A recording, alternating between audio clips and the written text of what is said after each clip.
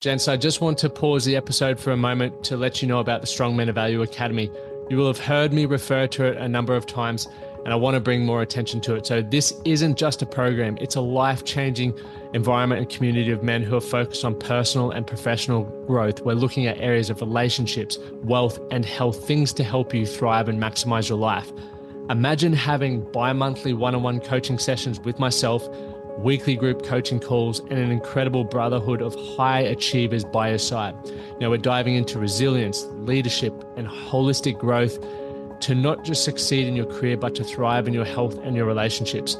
Your journey to greatness, it starts here. So join the movement and you can apply for the Strong Men of Value Academy. You can head to themanthatcanproject.com to find out more.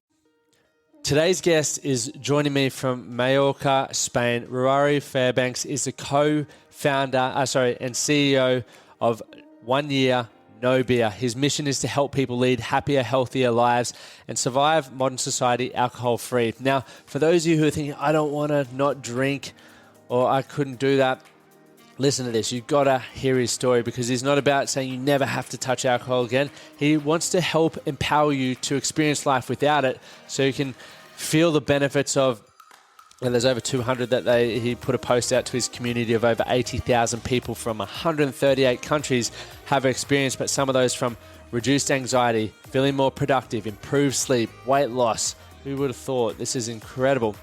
But we talk about COVID and alcohol, how to deal with social anxiety and drinking around that sort of space.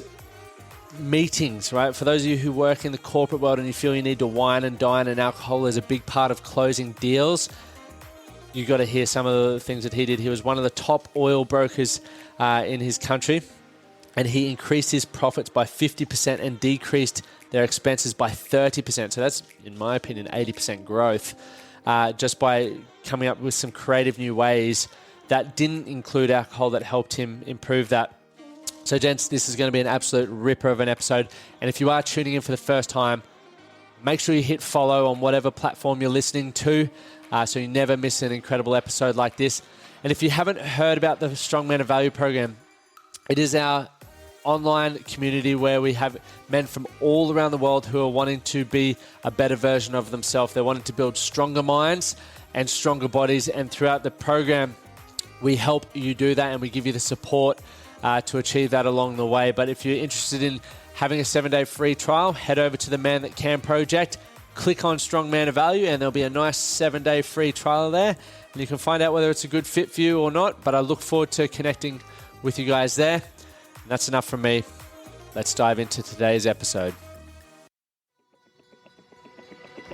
You're listening to the Man That Can Project with Lachlan Stuart, a global movement created to empower men and open up what's really going through their minds by having real and raw conversations about life's unique challenges and our individual ways of processing it all.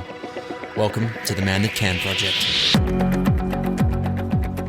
Welcome back to another episode of the Man That Can Project podcast. I'm your host, Lachlan Stuart, and today we have Ruari Fairbanks joining us, and you're in Mallorca, Spain. I thought you were in the UK, but it's even more exciting because it's a beautiful, beautiful place. And I was actually checking out your Instagram before and saw you were on a boat a couple of days ago, just having a day out of the office, and it looked spectacular. And I definitely would trade spots with you being here in sunny Brisbane as well. But Ruari, it's awesome to have you on here. And you're obviously the founder of 1 Year No Beer, which I've been doing a whole heap of research about what it all is. And I love what it's about. And I love that you have an incredible community of around 80,000 people across 90 countries, which shows that people are flocking to it. What you're doing is working. The community that you've built is definitely empowering. And the success stories that I was reading over, just very, very inspiring. And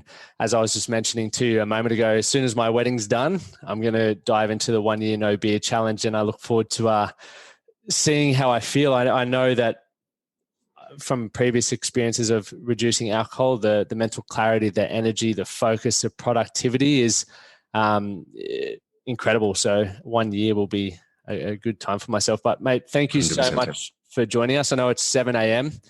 Over there. Thank you for having me on. But I'll hand it over to you. I really would love for yourself, obviously, to share more about how you got started with the 1 year no beer, what it's been like, the process of building the community and everything that's gone along with that. And definitely some key points that I'd love to touch on that would benefit our audiences, drinking at work meetings. It seems to be an excuse that a lot of guys come back to me over the weekend or Monday. They're like, "Oh, I just had to close that work deal and I had to have a few wines." I'm like, "Yeah, you're better than the wine." And then also just beers in the workplace on the job site is a big thing as well. So yeah, we look forward to diving into that. Got lots of things to talk about there, and it will all be revealed why when I give a bit of background story. So, well, thank you very much for having me on. This is a topic very, very close to my heart, and mental health and my own journey, and helping men be better version of themselves is a real key driver for me. So thank you very much for giving me the opportunity to spread the message. So let's wind backwards a little bit. And I was originally born on the Isle of Mull, on the west coast of Scotland, and like many areas of the world, it's synonymous with drinking culture. I grew up even in nappies watching aunties, parents, their friends celebrate, commiserate, and congratulate with alcohol. And I guess that's like most places in the world, right? We all see that going on. And yeah, I had a pretty crazy brain, super hyperactive, and on the Isle of Mull, I didn't really know what to do with these things. And so 6 years old, I was offered an ultimatum: drugs, or my parents were rather, drugs or counseling. And they chose counseling. And it was very fortunate for me, because that's what started the process of me trying to understand what was going on inside this brain of mine. And through my younger years, my parents, they were, you're amazing, and you're gifted and you're special. And the world outside would say you're bad and you're naughty and disruptive, and and these labels. And so that kind of grew this split between me. And the noise inside my head grew incessant, so incessant that when I hit 13 years old, I decided to exit stage left. And I had a suicide attempt. And the second attempt of suicide, it was a bit of a miracle I survived.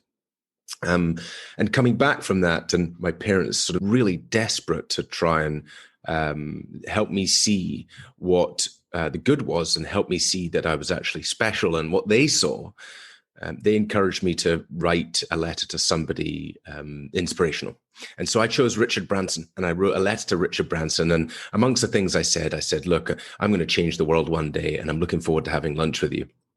Mr. B never replied. He was obviously busy, so lunch is definitely on him. And at 15 years old, I then ventured off, quit school before the legal age, and set up my first company. And by the time I was 25, I'd tried 5 different enterprises. I was absolutely laser focused on being, and having a massive impact in the world. And because I kind of had this belief inside, I know somewhere now, my parents are right, and I could feel it inside myself. I know I'm going to have it, but I just didn't know what it was. And all the way through this, I was still partying like a madman. I was first in the bar. I was last out. I was, the one who was climbing on the scaffolding and everything else, and always making an absolute fool of myself, center attention. I was the one calling shots. And yet I was also the one working the hardest. And so this continued. And one day, after my sort of 5th failed startup attempt, I called myself a serial failpreneur, and I was back on the Isle of Mull, which is a tiny, tiny island. And I was talking to some friends.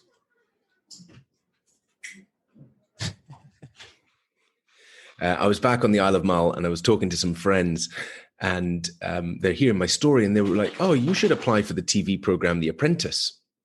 So I applied, got accepted, went down for the beginning of the show, ended up not going on the show that time, but I did bump into an oil broker while I was there. And that's when I decided to take the job as an oil broker. And for me, that's where 2 worlds collided, partying and being successful.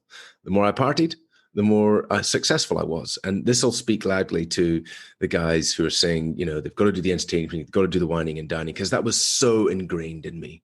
It was so ingrained so much that, through the years, I'd created an identity around alcohol, right? So I knew that I was the pint drinker, and I knew that after a lunch or after dinner, that because I was Scottish, people expected me to understand my whiskies. So I studied my whiskies. And then I could tell people this story at lunch, and they'd be fascinated, and they'd do more business with me. And it was that simple. Get them drunk, they do more business with me, and be somebody who stands out, who knows something. So there was a lot of identity wrapped up in that. But 13 years doing that job, I met my wife, we'd started a family, and this drinking element of the business was wearing a bit thin. And I was never a problem drinker, right? So I wasn't waking up in the morning and putting whiskey on my cornflakes. I wasn't, carrying on when I went home. I didn't feel like there was any problem with alcohol. In fact, when I looked at how I drank compared to some of my colleagues, just one second. You're right, mate. No dramas.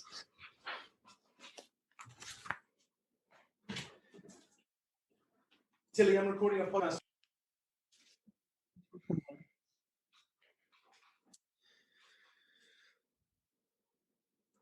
I was never a problem drinker. I wasn't, carrying on and drinking. I wasn't waking up in the morning and putting whiskey on my cornflakes. And nobody told me I had a problem with alcohol. And yet I could look around at some of my colleagues who were drinking much, much, much more than me. And they'd be like, call me a lightweight or whatever. So it really facilitated problem drinking. And yet sometime in 2013, I started listening to this thing called Headspace on the train. And for me, this was when I first started to find some reduction in the noise in my head. And I think, unbeknownst to me, the drinking and all the sort of party lifestyle, and also the type of work, my brain had gone much, much, much noisier. I could remember crying on the way into work. I remember having all of these things, the car, the house, oil brokers, if you're a good oil broker, of which of course I was, you can make a lot of money. And yet I was absolutely miserable. And so when I started this Headspace, it gave me clarity in my mind. It gave me this thought, and these thoughts started coming through. I think alcohol is causing me more trouble than I realize. And so I approached my boss and I said, look, I'm thinking about taking a break from alcohol. And he said, you are committing commercial suicide if you stop drinking. And I think that's how the guys feel who are talking about how I need to do this for work. Like, they're saying, if I don't go for this drink, I'm committing commercial suicide. Right. And there it was, so plain in sight from my boss, who was literally telling me, I've spent the last 12 years, 11 years trying to make myself into the top broker in the world. Right. I've built up a very successful business in record time. I've made it market leader in 3 years. I'm working at the world's largest oil brokerage. And here I am being told that I'm quitting all of that I make that dead if I choose to stop drinking. How much peer pressure is that? Right. It's just crazy. And it facilitates that same thought. So anyway, cut a long story short, because you just asked me what's my background. As you can see, I never stopped talking. But I decided to take a break from alcohol, and everything in my life got better. The reality is, before I took that break, just right before I took that decision, I was consciously stepping into not being the best broker in the world anymore. I was consciously stepping into, I don't know if my wife is still going to love me. I don't know if my friends are going to like me anymore. I don't know what this is going to make me, or how I'm even going to exist in this world around me if I make this decision. And yet I'm going to do it. And I think there was always in my life, there's been this sort of background of savior. Yes, I had absolute self-destruct. Yes, I was trying to blow myself up all the time. But yes, I still had this saving noise in the back of my head. And so I stepped into that, and it was the best thing I ever did. Fitter, faster, healthier, happier, better dad, better husband. I grew my business. I reduced our costs. IBS disappeared. Niggling health issues disappeared. Every single area of my life improved. And I think that's where I said, look, this is something incredible.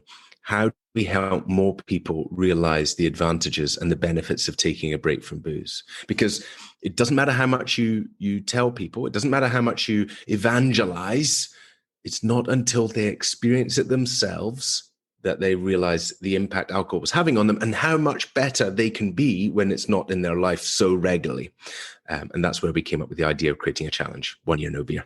That's unreal. So there's so many things that you mentioned that I'd love to dive in, but obviously, you know, the point where you said commercial, or your boss said to you commercial suicide, and you still stepped into it, because I know 100% that's what is running through a lot of the men's heads when they're thinking about taking time away from booze, or wanting to be able to go to a lunch and not drink so they can go home to their family not drunk, you know, or go to the gym in the afternoon. What was it within you that said, look, I'm prepared to take that risk and just put myself first?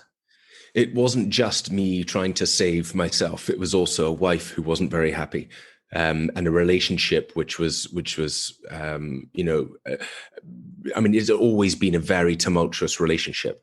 And so I'd kind of gone along with the fact that I have a very tumultuous relationship. This lady I've chosen, she'd had a very abusive childhood. She has brought some of that with her. I try to learn myself, try to support her. She's angry. I don't want to go home on the train. I'm going to stay and have my 6th pint, whatever it is. And the trains are delayed again, or whatever it is, because I knew I was just going home to rage. So there was and because we hadn't really worked out our communication, we hadn't started marriage counseling, all of those things, which we've done an absolute plethora of now. I'd be pleased to say that our marriage is completely transformed, which it would have to be. So there were these things. So at the time, that was normalized, right? So, oh God, you know, the wives are always like that. Oh, well, they're always pissed off. Mine too. Oh, look at the messages I'm getting, right? That's the lads in the pub. They're like, oh, well, you know, tell her I'm not here, you know? And so, but we ignore those things, and we ignore the health stuff that's niggling away at us, the lack of sleep, the snappiness we're having with the kids. We ignore the little bit of extra weight we've got on and just put up with it. We ignore. And this is the ambivalence, right? The ambivalence of alcohol. Ambivalence is the enemy of behavior change. As long as your behavior is in ambivalence, you will not change. And the truth is, the way you change behavior is through awareness. Now, my awareness, or true awareness, came from taking a break from alcohol. And what I see now from, you know, over 80,000 people, and by the way, we've had another look at our systems, and it's actually 138 countries, so we need to change that. But way more impressive. Yeah, way more impressive. 90 countries is still incredible, but 130, take it. Yeah, I think in a few of those countries, there's one person, but we're like, yay, we'll take it. So, it just goes to show how far and wide-reaching this is. Anyway, we can come on to that.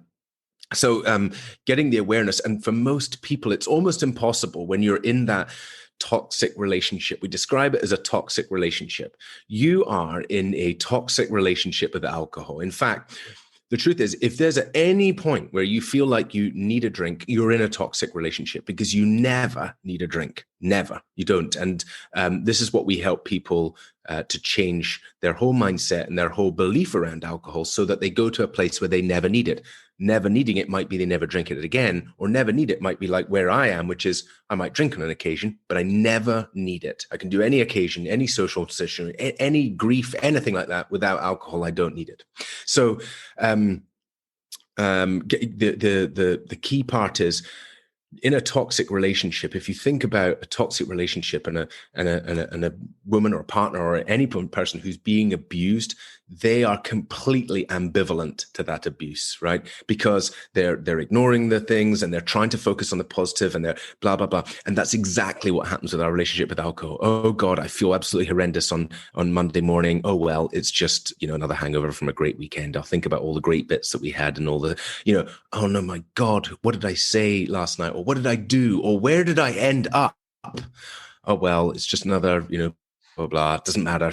Keep it quiet, blah, blah, blah. So that is our relationship with alcohol. And what happens when you rip the Band-Aid off, come away from it, and not just abstain. So we'll talk about this, right? It's not just not drinking. If all we did was not drinking, then you're right. Why would you pay for that? Anyone can do that. Go and not drink for a month, or go and not drink for a year.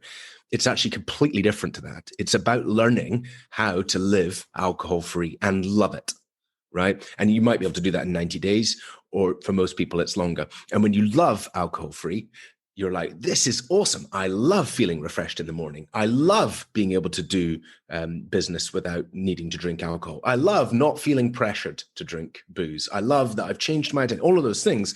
Then it's so easy for you to choose later on. So it starts with getting that awareness. But just to get back very specifically to your question, because I do love a waffle, and for the guys, guys, girls, anyone who is doing the entertaining piece, let's just drill down into that for a second. So I had to really stumble into this. Bear in mind that I'd basically committed commercial suicide by making this decision. And so I was in a massive place of fear. I would be fearful going to a lunch. I can remember going to a lunch and I was trying to get smart by this time. And so I would go half an hour or 20 minutes early, so that made sure that the customers weren't there. I'd talk to the head barman or the main person there, and I'd say, look, here's 50 quid or whatever. I'm not drinking. Whatever you do not let anybody know, and serve me alcohol-free whenever they order what it is, okay? And so if it's a shot, bring me water. If it's whiskey, just make it look like it's a sip, right? So I would do that. And I remember one of the first times I did that, I sat down and everyone was like, oh, having a beer? Yeah, beer, yeah, beer. Looking in, he was like looking at me like, yeah, I've got you, pal. Off he goes, comes back, plonks down pints, proper manly looking pints on everybody's table. Comes over to me and he's got a freaking flowery glass with a, like patterns around it, crystal thing with a little cute little handle. He plops it in front of me and he drops the bottle of alcohol-free beer right in front of me. And I'm like, what is this? And obviously I can't let the guys know, right? Just dead simple, so stupid. They would not have done business with me if that was in my mind that I was committing commercial suicide. Anyway, so, get it replaced and had a pint and, well, I'll just have to have one. So there were all these failed attempts and there were all these difficult situations.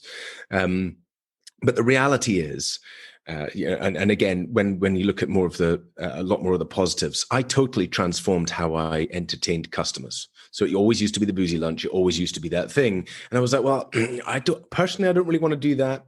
And second of all, that's what every single other broker is doing, right? So you're just the same as everybody else if you're doing that. And maybe if you do something a little bit more fun, they'll remember you more than the other person.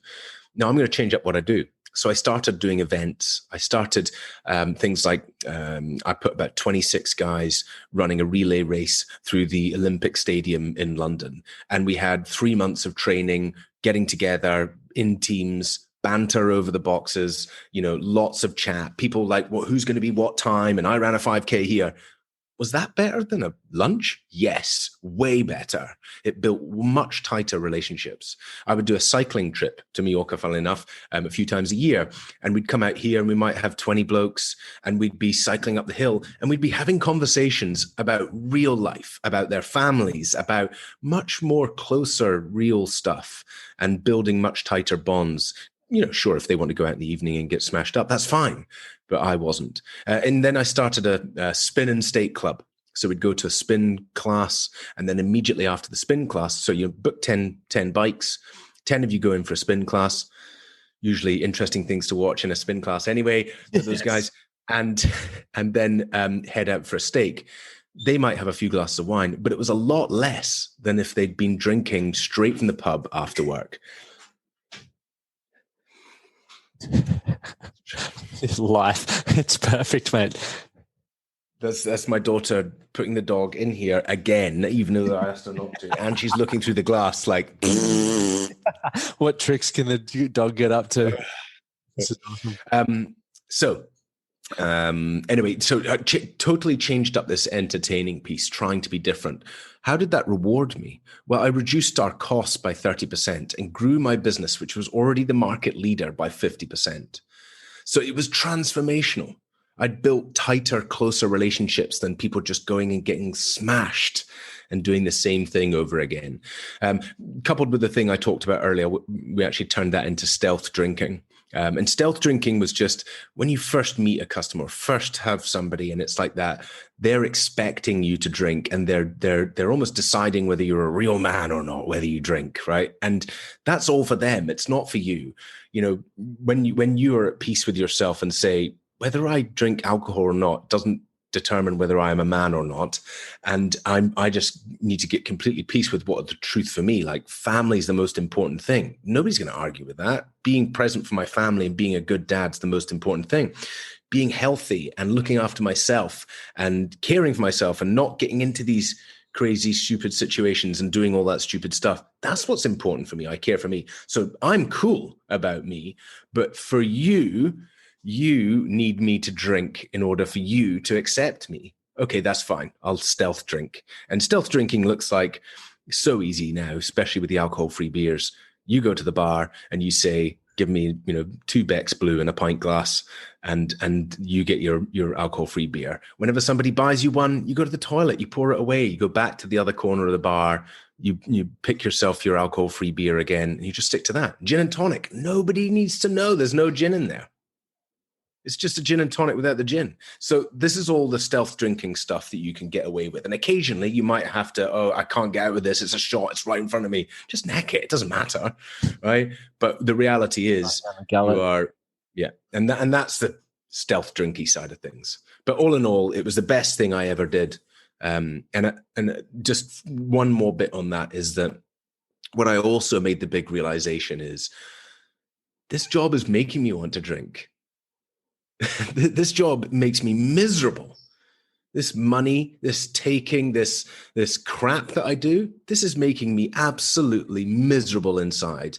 And because of that, I want to drink. And if it's not drink, I want to binge on Netflix or pizza, or I'm just going to try and numb out how much I hate this job. So I need to change it. And that was obviously the beginning of huge transformation in my life. There's some very powerful points there. And I love the stealth drinking idea. You can see the entrepreneur coming out in you, always trying to innovate and problem solve. A lot of us, myself included, find ourselves in situations where you're like, I'll just do it. And it's another failed attempt, as you mentioned, but even like sneaking off to the bathroom, dropping it down the toilet and then coming back up and refilling. I think for me, I'm going to start doing that one. That's brilliant. Find a plant pot. Find a plant pot somewhere. Those plants are looking drunk. But even the point you highlighted, it is more so about other people, like how they perceive us when we're drinking. Am I really a man?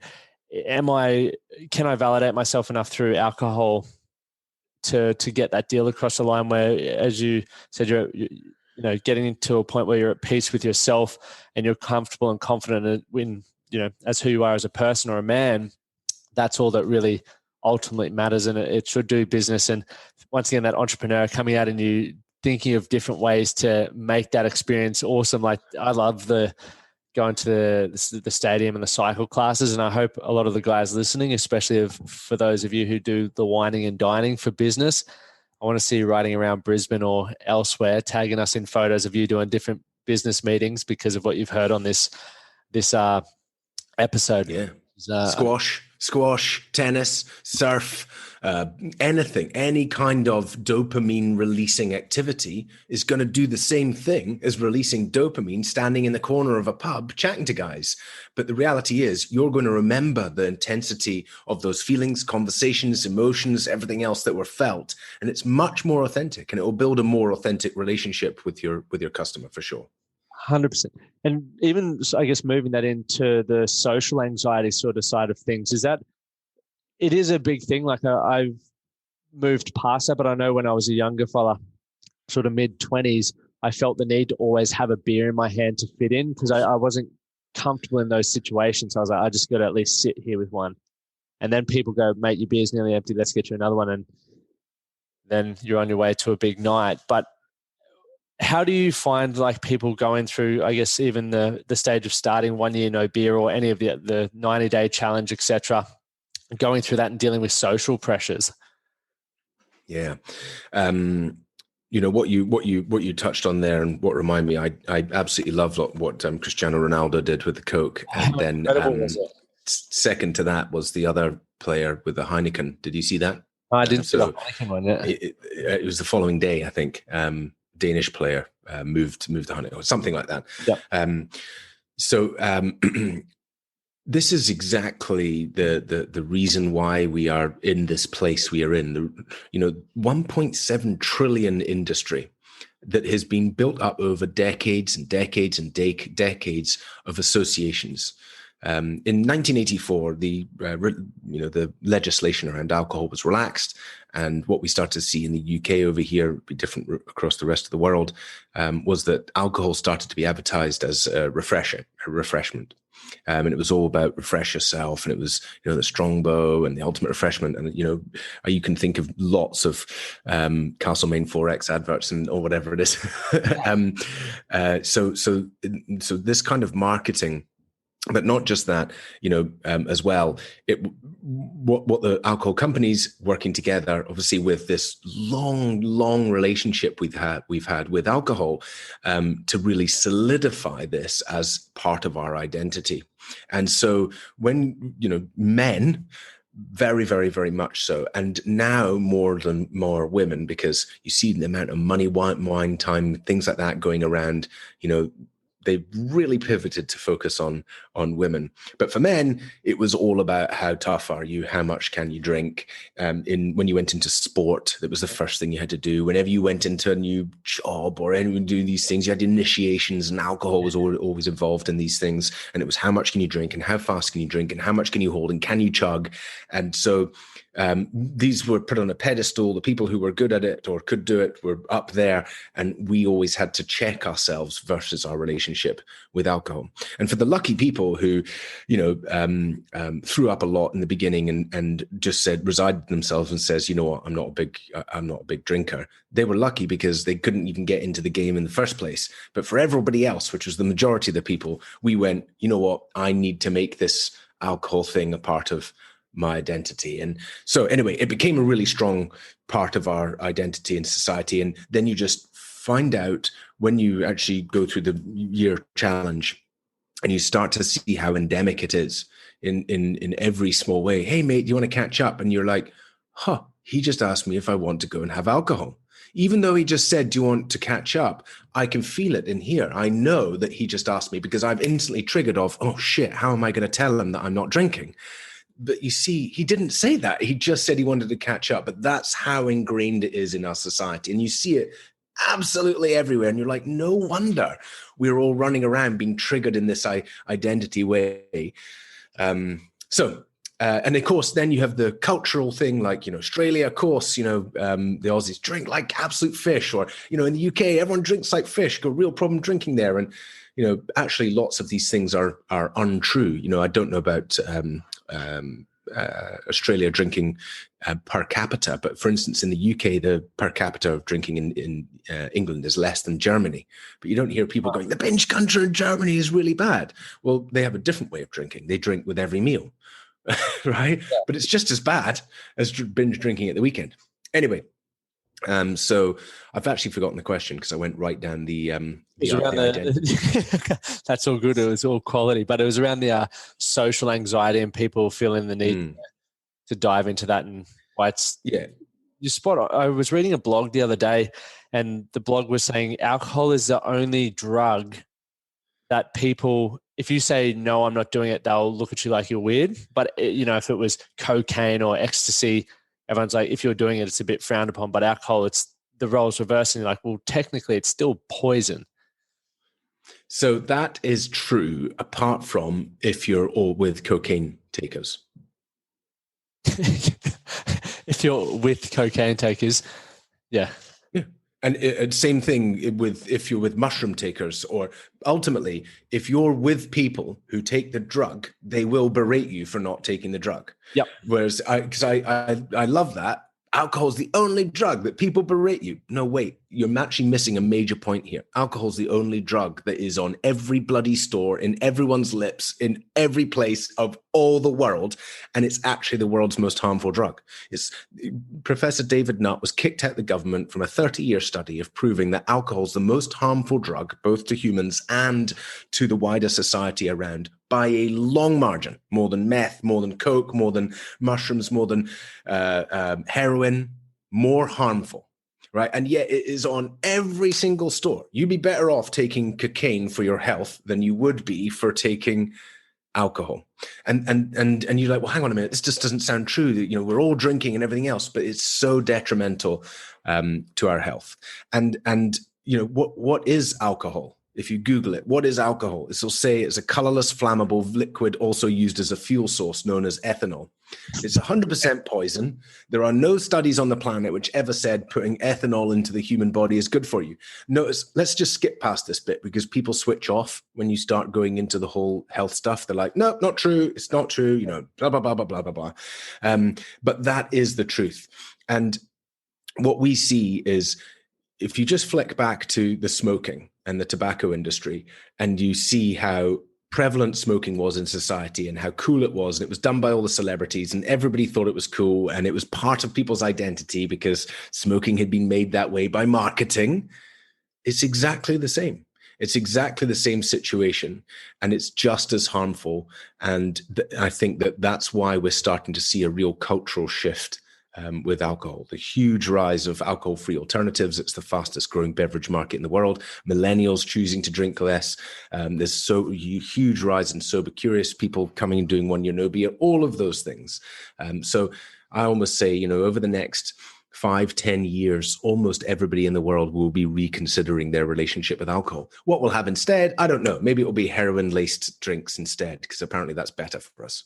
Woohoo! No, bad joke. We'll see what's coming up. But it's even the message that you're spreading is like building that awareness, because there's so many of us that have had a poor experience off the back of a night out, whether it's been in a punch up, getting in a fight with the missus, or as you mentioned, you wake up when you get home, you're like, I don't know what I did last night. Who do I need to say sorry to? And all of these sorts of things. But even the stats that are on the website, and I saw down the bottom, it said from 90-day challenge members, but you know, 79% of people experience improved sleep.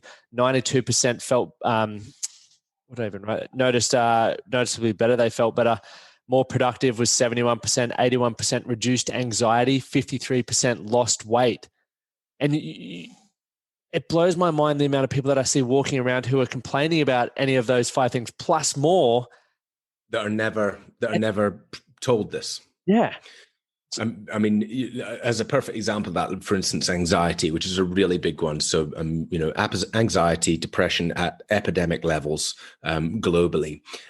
More people than ever on antidepressants. So much antidepressants in they test the water from sewage, and there is a large proportion of antidepressants in the water around the world, right? That's just how prevalent it is. I think they say 1 in 5 people in the US are on antidepressants. So. So anxiety and depression, and yet, you know, we have somebody, a lady who she had crippling anxiety, right? She'd like struggle to leave outside the house, crippling anxiety. For 10 years, psychotherapists, she was on heavy medication, all of this stuff. She signed up to 1 year no beer, and like, you know, just after a 90-day challenge was like, I've stopped taking my anxiety meds. I've never felt in my whole life, I've never felt this amount of reduction in anxiety. You've got Ben in Dubai, who 5 rounds of IVF was told he would never get pregnant naturally because he had too low a swim count, and 100 days into our challenge, they're pregnant naturally. Why aren't we talking about that? I could go on I asked into the community, what one reason would you give somebody to sign up to the challenge in 2021? And there were over 500 comments in about 24 hours. And then I started to sift through them and reduce the duplicates. There's about 250 unique things in there.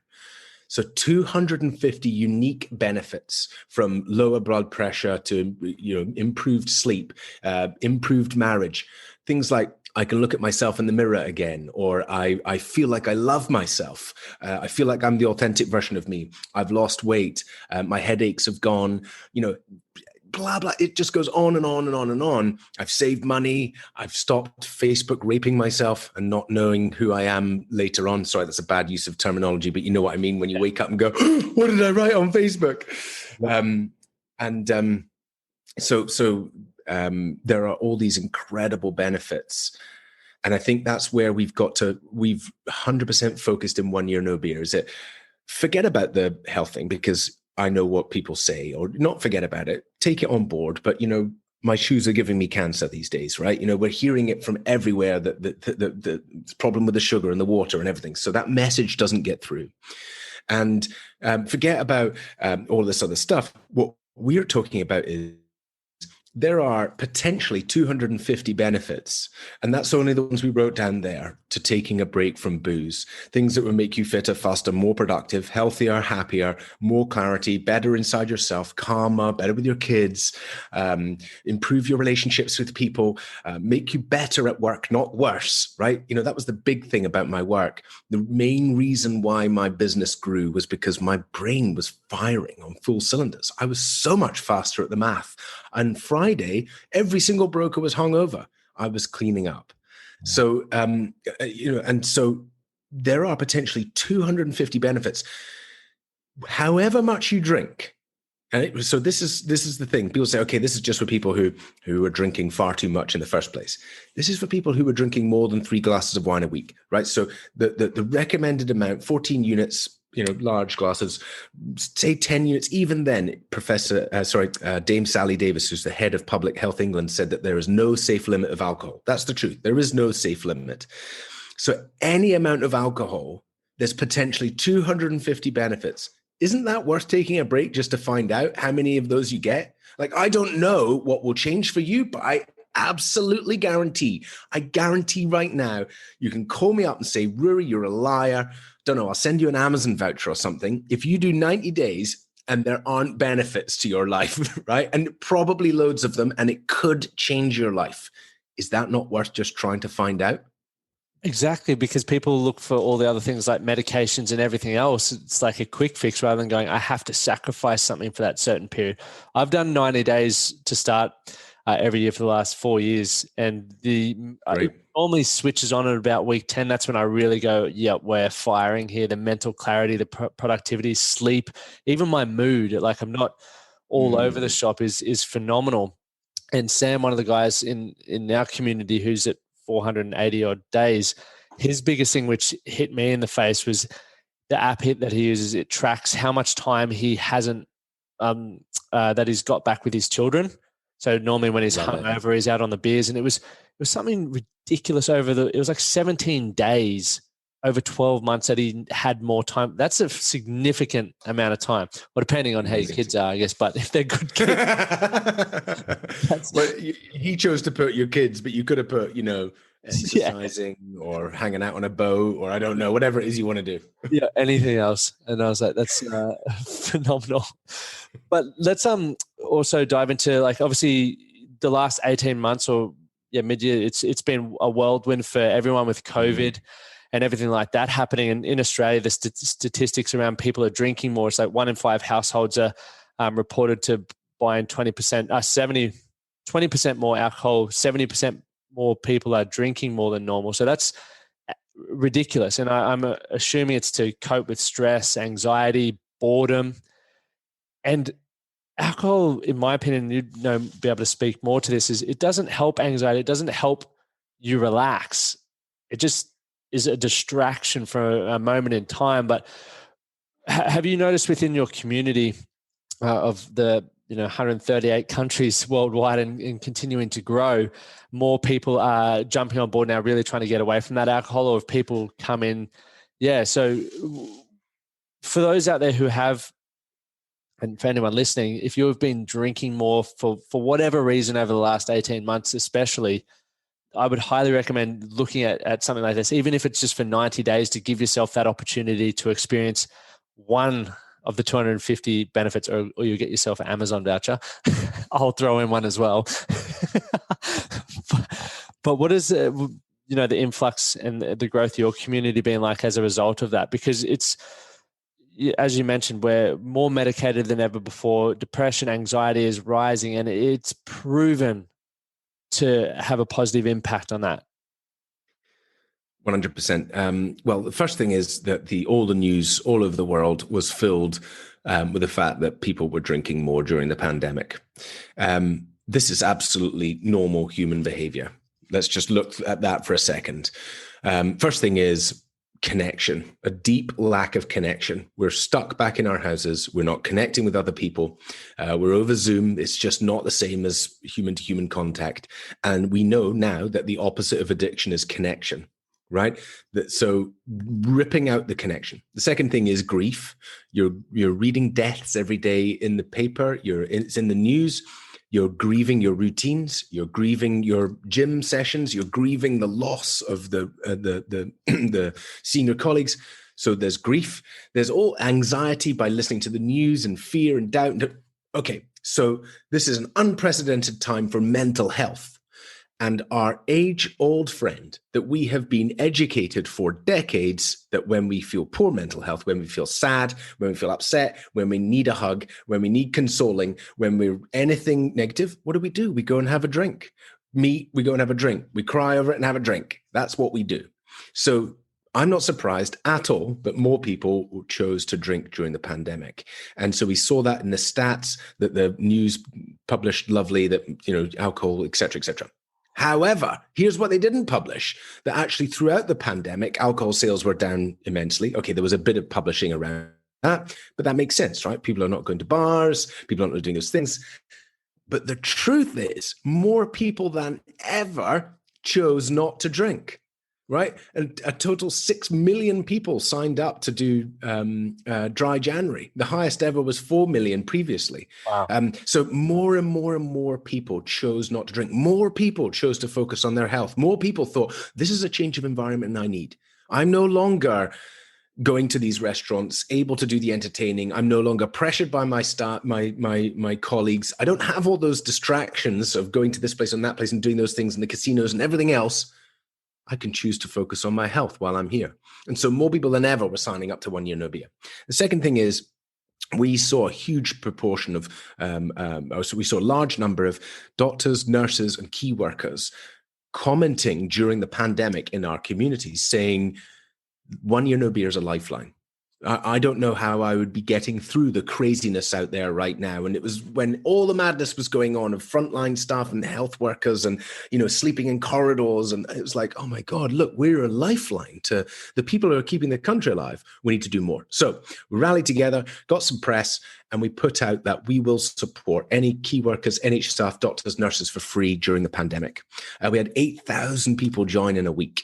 8,000 doctors, nurses, frontline staff. And then we had, so the first thing I did was re-engage our audience. Hey, we're thinking about doing this, but we need you to come back and really engage in the community. Will you help us help these people? We had 2,500 people sign up, right? And 2,500 people supported 8,000 frontline workers from the comfort of their home, being able to support them through one of the most difficult times in their career in the world, really. So that was amazing. I'm incredibly proud of that, incredibly proud of what we are actually creating here. And this is the much, much, much bigger picture, because we realized that, there's only so many people I can talk to. There's only so many podcasts I can get on and be like, hey, this is the best thing ever. So if instead of that, what can I do is give the tools for somebody else to go and share their story. Right. So you see that, you see our testimonials. We are constantly asking our community, hey, will you share your story? Will you go on a TV or a radio or a podcast? And we've got these interviews, go and share your story. But more importantly, do you want to become an ambassador? How can we help you inspire more people? And so it's not about getting us to spread the word of people changing their relationship with alcohol. It's about inspiring our members to show up and to show people that there's another way in their area. And what's happened? Well, guess what? When somebody changes their relationship with alcohol, the vast majority of people around them reconsider their relationship with alcohol. Many friends, neighbors, family members sign up, right? And they too do. And I've got so many messages of people saying, the reason why I signed up is because of my brother. And I knew that if I did it, he would eventually see the benefits and come and do it too. And exactly that happened. So it's a very, very powerful thing that we have here that's helping a lot of people. I think that's phenomenal, and especially inspiring, and using the members' stories to get that across, because nothing's better than hearing a mate doing well. That's for me. I always buy into something where someone that I know, like, and trust has just been, had an incredible experience. Because I know for some people, especially when they even listen to this podcast and there might be men listening to your story and everything that you're talking about. They go, nah, he's just a superstar. It's out of my reach. He was top in an oil company, XYZ, and they're continuing to feel like things are out of reach. But then when you hear all the success stories, and for everyone listening, if you are feeling this way even about this story, jump on and see the success stories, because there's people literally from all walks of life who are absolutely, like I was looking before and it was fucking mind-blowing. So it's possible for everyone. So don't feel like it's out of reach for you. It's just the importance of starting somewhere. Another really brilliant thing that you highlighted on was the power of community. When we are the leader or creating that first bit of change, and we're shaking it up for everyone, all our friends and family might think we're a bit weird, or a bit of peer pressure may come on. So it is hard. I've experienced it myself, but being able to have a community like what you guys offer, even the one that we offer for what we do, is a place where you can go, okay, when it gets tough, when my motivation feels like it's wavering, that's when I really need to lean on the community for the support to be empowered to reach my goals. And I think that's what you guys are absolutely nailing. I love that there's access to people from all around the world. There's no excuse not to get in touch with people. Yeah, I mean that is the shining light, and again what we are building. So we realized that it was all about the user. Isn't that funny that when you're a drug user or you're an app user? So anyway, when members and we saw that they're so inspired and they want to get more involved and they want to inspire other people. And so now we're so focused on creating those tools. So the way the app will work, the way we improve our technology, and we're hiring a whole bunch of tech team at the moment, and the way we deliver the behavior change, that is what is going to really help change the world. And I think the most important part of what we saw was, this is as we build this out for alcohol, which begins with an app experience. So I can come into an experience and I get introduced to people all over the world. I can get inspired by them. And then more importantly, once I've started to change, I can become an inspirer myself. And by helping moderate and become potentially a coach or an ambassador, I can then, have an impact on a local basis. So for instance, somebody who's like, I really want to get involved in this, and we create partnerships with for instance, a bar chain, and on a Tuesday night, they run an alcohol-free night in partnership with 1 Year No Beer, and as an ambassador that you can go down there and run your event. Our events are at Spartans, Ironmans, triathlons. They're not at disused community centers where people sit in a circle and talk about being stigmatized for the rest of your life. Like, that is great, and that has also had a huge impact for people who feel like they're addicted or have a very strong alcoholism. But this is about lifestyle, right? We want to be having meetups at festivals, at gigs, at bars, at restaurants, at sporting events. That's where we get together, because we're not choosing to live life worse. We're choosing to live life better. Right. So thinking about that, and then once we've had the technology and we have the people on the ground, we then realized that this is not really about alcohol. So we kind of touched on this earlier about how you could just abstain from something you love, right? So I'm going to do a month off in January. Perfect. The rest of the world is not really drinking in January because we all do it.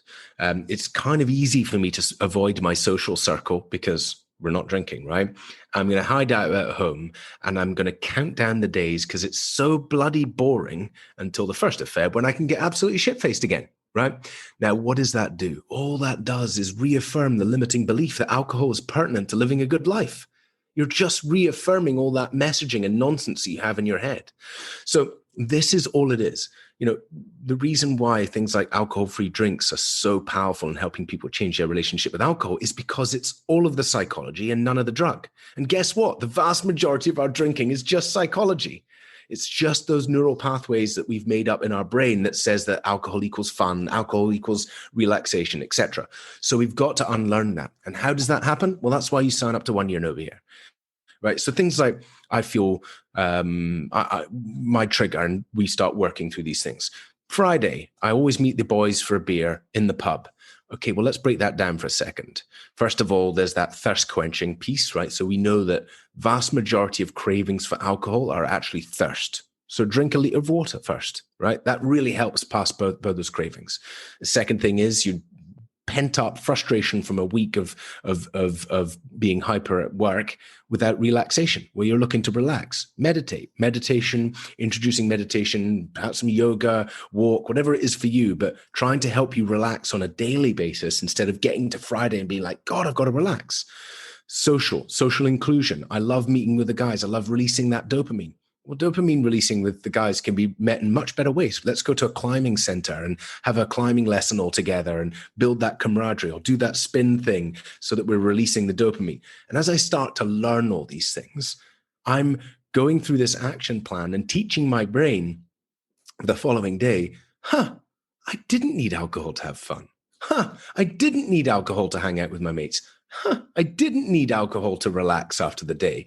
And that neural pathway is starting to change. And I'm creating a neural pathway in a different way. And that is how you change your relationship with alcohol. So to us, it was totally and utterly pointless to just take a break from booze. Yes, it's great. Yes, people do it every year and they get health benefits, but they go right back to the relationship where they were. What's the point in that? If you're going to come and take a break, change your relationship with it so that you realize you just didn't need it in your life anymore. And that's where we're the experts. That's brilliant, because I see it all the time. Especially, you can relate it back to the fitness industry where people do 6-week challenges and they're like, righto, I'm not going to eat bad for 6 weeks and I'm not touching alcohol. And you can see them counting. First and foremost, they'll have a huge bender the night before and drink as much and eat as much as humanly possible. And then as soon as that final photo is submitted, they're back on the beers and eating all the same shit and wondering why they go, poof. Yeah. And they just reaffirm those limiting beliefs like you said. So I think that's incredible to change your relationships. And one thing you said at the start, which really stood out for me, because I was actually going to ask you whether you actually drank beer or anything like that. And you said, obviously, through changing your relationships, you're now empowered to the point where, you don't need beer to have a good time. You're comfortable in all situations. You're happy within yourself, which, if you're relying upon alcohol, it's, as you said, it's highlighting areas that you need to work on as an individual, whether it's your relationship, your view of yourself, self-esteem, etc. But then also being able to, if you do choose to have a beer or two, that you're comfortable that it's not going to destroy your life. You know that it's not going to, you're in complete control, which is what I guess a lot of people would be looking for when they come to the 1 year no beer. Is what actually, that's a great question. I guess I want to ask, and you sort of touched on it, but what is some of the main reasons that you see people joining the program? Yeah, well, there are lots, and the vast majority of people are searching for control. They want control of their drinking. They feel like it's got a bit out of hand. I feel like I'm drinking a bit too much. And in that, I feel like I'm drinking a bit too much. If you could quickly flash images of all the situations they've put themselves into recently. It might be arguments with the wife. It might be blacking out for, blackouts are huge. Blackout is just another word for I can't remember what happened last night. And it's so bloody prevalent. It's ridiculous. Like I can't remember. And you hear about, anyway, so all of these things and what they say is, yeah, I think I'm drinking a bit too much. And it actually means this, oh my God, holy scary stuff when you really look at it. But so most people are searching for that. And what we try and say to them is, look, the fastest way to you to get to the place where you are going to be more in control of your relationship with alcohol is if you separate from it completely, like that toxic relationship piece. And what we're extremely proud of is, first of all, 95% of our members say that they changed their relationship with alcohol after their challenge. And second of all, 87% of our members choose to carry on alcohol-free after their challenge. Okay, so yes, 80. And this is not like I'm never drinking again. It's just that they're saying, I'm not yet ready to have another drink. I'm not yet ready to undo all the work that I've done. Now, wait, pause. Almost every single one of those people felt how your listener right now is thinking, is that you thought, I want control. I want control of my drinking. And yet where they've got to is, I don't think I want to go back to the way I was. I don't want to have another drink. I don't want to ruin this feeling. I feel so good about myself right now.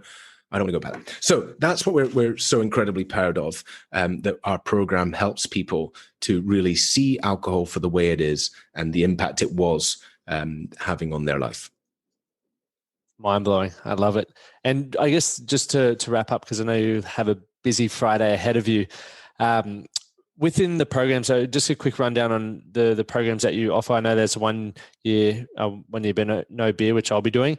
Then the 90-day, and I think is there a 5-day, like quick start? There's a 5-day free challenge. Yep. Which is the quick taster of, what is this whole 1 year no beer thing about, and what do we do? So it gives you some insights. Some of those things I've shared with you today. And then we have a 28-day challenge, a 90-day challenge, and a 365-day challenge. We have a few other bits and pieces. So Challenge Plus is our next generation of program, which by this time this podcast comes out, we'll be launching. And Challenge, ultimately, we come back to some science, which you can have a look at. If you go to Google and type in Johann Hari, a TED talk called Everything We Know About Addiction is Wrong. Yep. And he talked in summary, what his research and science has proven is that the opposite of addiction is connection. We've seen it in Portugal. It had the worst drug problem in Europe. And what they did is reintroduce the drug users. They forced companies to employ ex-drug addicts. They brought them back into society, reconnecting them, and they have one of the lowest in Europe, over a decade, because we need to feel more connected as a society. So in looking at the lack of connection in our lives, I feel that by going to the pub. It's not true, real connection. What we get, we have to emulate that when you come into 1 year no beer. So we're constantly thinking about how do we build more connections. And that's what we've done with Challenge Plus. We're extremely excited to launch that program. So you have a lot smaller groups. You get Zooms. There's about 15 Zooms a week. There are coaches on those Zooms. In fact, you're basically paying £48.50 a month, and you're getting 15 hours of coaching a week if you wanted. Nobody's going to turn up to 15 hours. Well, they might do if they want. So very excited about that program. And then we have lots of things, further down for people like coaching, certification coaching, and things like that. It's incredible. I know what you actually asked me, which is how does it work? So you're going to get a daily email, you get daily prompts. Those daily prompts all start to get you to think about your relationship with alcohol differently. So there's a real content piece around. Ultimately, your relationship has been made up of an education piece over decades, teaching you about alcohol's this, alcohol's that. Most of it is lies. And when we bring you and help you start thinking about it differently, a bit like this podcast, you're like, wow, that is actually true. And it helps remove the ambivalence and create more awareness. The second most and the biggest part is community. The community is so critical and it's so key. And what happens is when you go to oneyearnobeer.com now, or go to facebook.com /1yearnobeer, you will find for the next month or two in your Facebook feed, you will find stories from members of 1 Year No Beer. You'll find video stories, and you will find people, and you'll be like, that's just like me. That's just like me. I didn't think this was for me, and it's just like me. And you'll read about what transformed in their life. And these people are not saying like, oh, I felt a little bit better. They're not saying like, oh yeah, they're saying, I can't believe how good I feel. They're saying, I wish I'd done this sooner. I wish I'd seen 1 Year No Beer sooner. That statement breaks my heart. I'm like, I wish I could have helped you sooner. I wish I could have reached you sooner. I wish I could have got through to your idea and conveyed in my marketing better that this was really going to help you. And I'm sorry it took you a year to sign up. But anyway, so, and it's reading those stories that will then ultimately you're like, this is too compelling. I can't look at these stories of how people's lives have shifted and not just want to give the challenge a shot. And yeah, that's when hopefully we change your life. That's epic. And can you start at any point? Like, do you have to wait for a challenge and take, or you can just jump on the website and get cranking? You can get started today.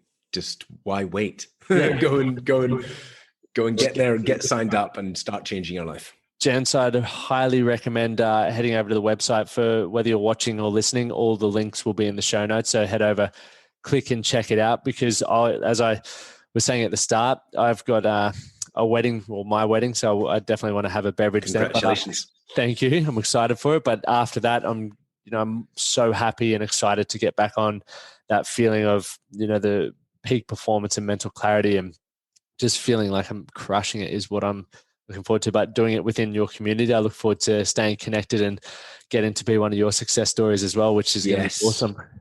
Well, I mean, I will absolutely get you. We're relaunching it, so I'll get you on the podcast when you hit your milestone, maybe after 90 days or something like that. Ping me up, and we can share your story on the podcast about what's improved.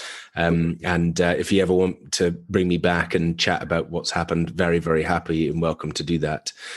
So yeah, thanks for having me on. I really appreciate your time, your knowledge, and everything that you're doing, mate, because I think this is, as you mentioned, and it really stood out to me where you said people switch off when they hear the stats and a lot of the boring stuff. You've kept, I've been so engaged and taken a heap of notes here throughout this, and it's got me motivated to want to do it now. It almost makes me want to bring the wedding forward. And I know there's going to be a lot of other people within our community that will be jumping in on the No Beer for a Year challenge. So you've got when is your wedding? Oh, that makes me put me on the spot now. 10th of October. So I was like, yeah.